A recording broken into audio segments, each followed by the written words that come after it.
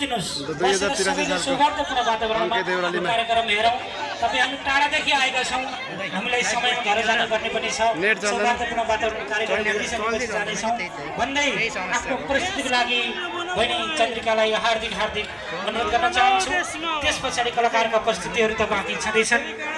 बस्दिनुहोस्, यहाँ ठ्याक्कै बस्दिनु भयो। हाम्रो बिनबहादुर खत्रीले यहाँ संयोजन गरिरहनु भएको छ। तपाईँलाई पनि धन्यवाद छ। तपाईँले हाम्रो धेरै टाढा टाढादेखि गाडीबाट हाम्रो पाहुनाहरूले बोकेर बिहानी धुर्कोटबाट 2-3 गाडी बोकेर यहाँ ल्याएर आउनु भएको छ। फेरि कहिले पुर्गोडबाट बोक्नु भएको छ, पुर्गोडदेखि तम्दासपुर आउनलाई पनि त्यस्तै दुःख गर्नु भएको छ। तपाईँलाई पनि धन्यवाद छ। सङ्गीतहरूका धेरै सामानहरू पनि ल्याइदिइरहनुहुन्छ, बेला बेलामा ल्याइदिइरहनु होला भन्न चाहन्छौँ भन्दै हार्दिक अनुरोध गर्न चाहन्छु नृत्यको लागि।